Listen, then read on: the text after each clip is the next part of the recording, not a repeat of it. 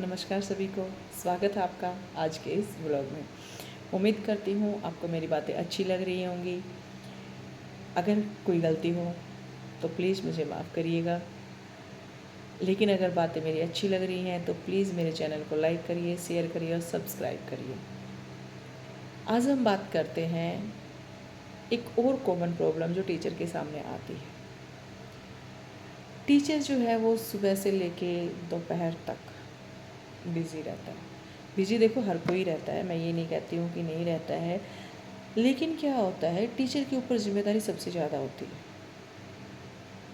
और आजकल जो है सिस्टम ऐसा हो चुका है कि जैसे टीचर से जाते ही फ़ोन सबमिट करवा लिए जाते हैं।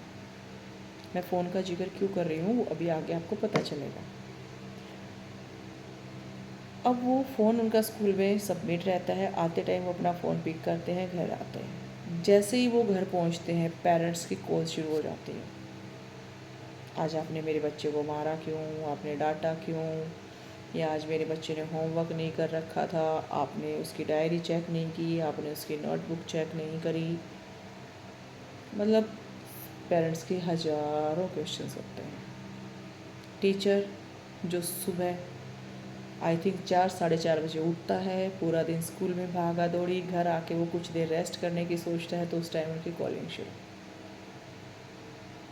भाई बख्श दो, टीचर हैं, हमें भी आराम की ज़रूरत होती है।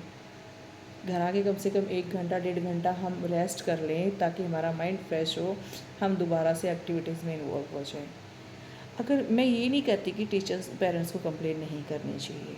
अगर कोई प्रॉब्लम आ रही है तो डेफ़िनेटली आपको, अगर ऐसी कोई प्रॉब्लम है तो आपको वो चीज़ बतानी चाहिए, लेकिन आप टीचर को पर्सनली कॉल ना करके, अगर आप मैनेजमेंट हैं उनके पास अपनी जो है कंप्लेन वो सबमिट करवा दें, उनको बता दें, या फिर पर्सनली आके आप स्कूल में मिल सकते हैं स्कूलिंग आवर के अंदर। उस टाइम उस चीज़ का सॉल्यूशन हो सकता है। हो जाता है कई बार कि जैसे बच्चे नहीं मानते हैं बात तो टीचर को कई बार स्कोल्ड भी करना पड़ता है, तो उन्हें भी पता है। देखो एक टीचर जो है वो ऐसे ही नहीं बनता है, हज़ारों तरह की पर्सनैलिटी से वो डेली मिलता है, तो उसको पता है कि किस बच्चे से कैसे डील करना है। कुछ बच्चे ऐसे होते हैं जो प्यार से मान जाते हैं, कुछ बच्चे ऐसे होते हैं जो नहीं प्रॉपर अटेंशन दे पाते हैं, तो उन्हें डांटना भी पड़ जाता है। तो टीचर उनका भला ही चाहते हैं। आई थिंक वो जानबूझ के, उनकी कोई इंटेंशन नहीं होती है उनको बच्चों को परेशान करने की। दूसरा ये है कि मान लो जैसे डायरी चेकिंग का है, कुछ है, देखो मेरे सामने भी ये प्रॉब्लम आती हैं। कुछ बच्चे ऐसे हैं, मतलब हमें उन्हें बोलने की ज़रूरत नहीं पड़ती है। जब हम क्लास में एंट्री करते हैं, ma'am I have done my diary, ma'am please check my diary, ma'am I again check my diary, there is no mistake, please check it. तो इस तरह से कुछ बच्चे ऐसे होते हैं जिन्हें हम 10 बार बुलाते हैं, बेटा अपनी डायरी ले आइए, please take bring your diary, get check your diary, पर नो रिप्लाई। नहीं लेके आते हैं। एक एक के पास जाके देखनी पड़ती है कि किसी ने चेक करवाई, किसने नहीं करवाई है। और एक आध बार अगर गलती से छूट भी जाए तो आई थिंक इतना बड़ा इशू बनाने की ज़रूरत नहीं होती है।